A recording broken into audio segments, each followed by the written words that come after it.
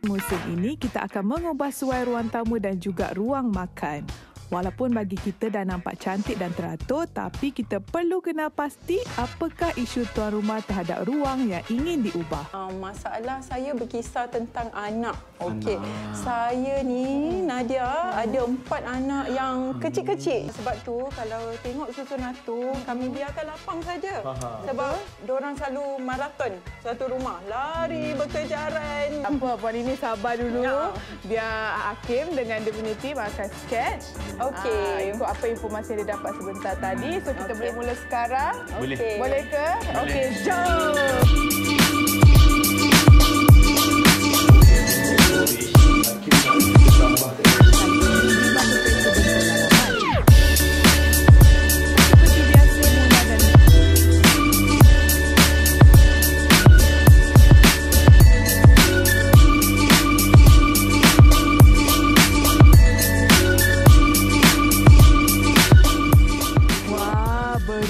Puan ini sekeluarga dapat karya lukisan asli yang diekspresikan secara langsung di rumah ini.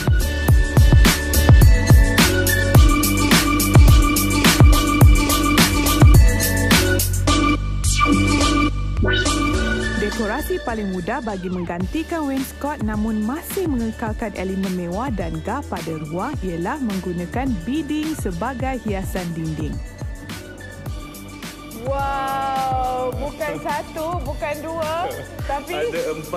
4 jenis. Ini dah ada surprise cakap kat Nadia tadi. Ini betul-betul surprise.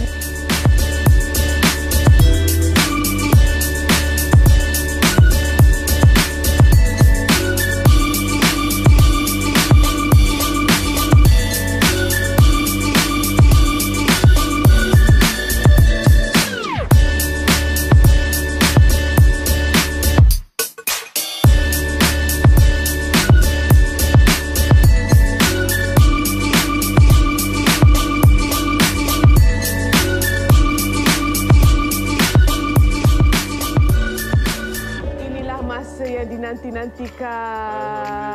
Jadi kita nak jemput dia untuk kita dedahkan transformasi ni. Jemput Puan NISA. Jemput. Tarik nafas dulu. Tarik nafas. Tengok dulu sekeliling. Rumah saya ke ni? Rumah awak lah. Cik adik. Nak nangis lah Nadia. Okey. Cantik sangat. Sebab dia memang menunggu-nunggu saat ini, betul tak Hakim? Dia tunggu anak dia dah besar sikit untuk dia ubah suai. Kali ini kita merealisasikan dah 7 tahun kan? Tak, ya, dah 7 tahun dengan pemandangan yang sama. Cukup puas hati. Ini paling best. Best sangat sebab tengok. kita dapat tangisan air mata. Oh, itulah menjadi pengukur dia sebenarnya. Betul. Kalau tak nangis tak. Biasa-biasa je. Sebenarnya memang seorang ibu, seorang isteri, dia ada macam impian, keinginan dalam hati yang macam dia tunggu je suami dia faham macam tu. Betul lah.